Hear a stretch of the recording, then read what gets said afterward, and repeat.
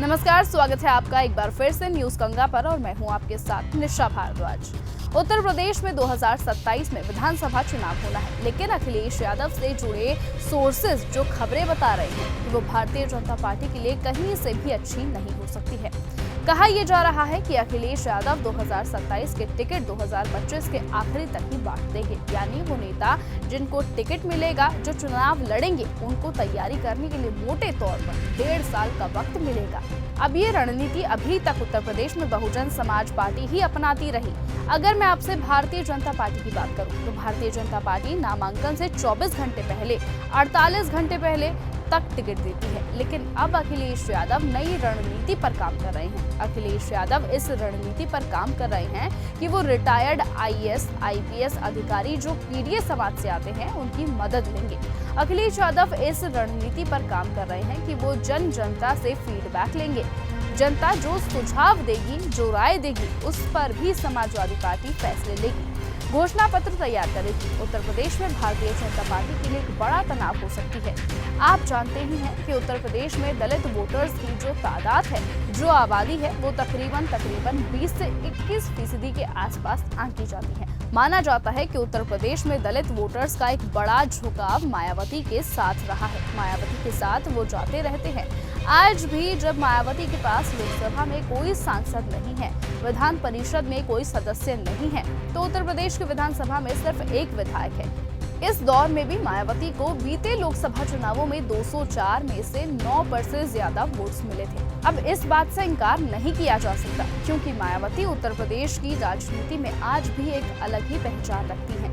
भले ही दिल्ली में 68 सीटों पर उनकी पार्टी की जमानत जब्त हो गई हो, लेकिन फिर भी मायावती दलित वोटर्स के बीच में आज भी भरोसेमंद नेता के तौर पर अपनी पहचान रखती हैं। लेकिन इसी उत्तर प्रदेश में और खास तौर पर अगर मैं आपसे कहूं कि पश्चिमी उत्तर प्रदेश की बेल्ट में चंद्रशेखर एक बड़ी मजबूती के साथ और तेजी के साथ अपने पांव मजबूत करते जा रहे हैं। चंद्रशेखर आजाद खुद सांसद है। हरियाणा से लेकर दिल्ली, जहां कुछ भी होता है, दलितों पर अत्याचार की कोई भी घटना सामने आती है, तो चंद्रशेखर आजाद वहां पहुंच ही जाते हैं। और उत्तर प्रदेश में भी अपनी उनकी सक्रियता लगातार बढ़ती जा रही है। हाल ही में चंद्रशेखर की पार्टी की तरफ से ये ऐलान किया गया है कि वो होली के बाद, यानी 15 मार्च के बाद उत्तर प्रदेश की यात्रा पर निकलेंगे और वो उत्तर प्रदेश के जिले जाएंगे, ब्लॉक पर जाएंगे, तहसीलों में जाएंगे और आजाद समाज पार्टी को मजबूत करके अपनी जो उनकी मुहिम है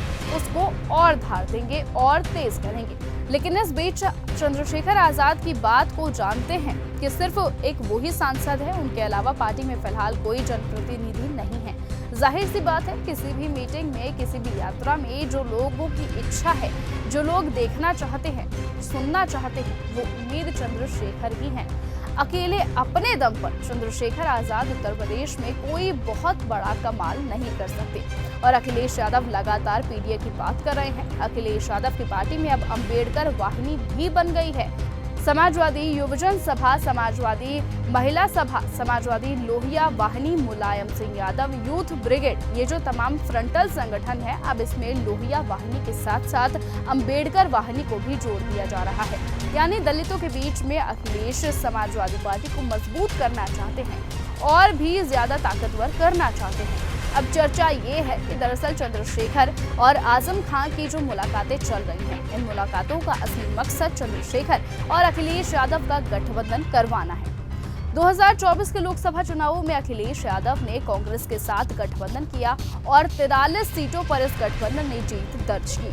37 सीटें समाजवादी पार्टी और 6 सीटों पर कांग्रेस को जो जीत मिली। लेकिन लोकसभा चुनाव और विधानसभा चुनावों में मुद्दे अलग होते हैं।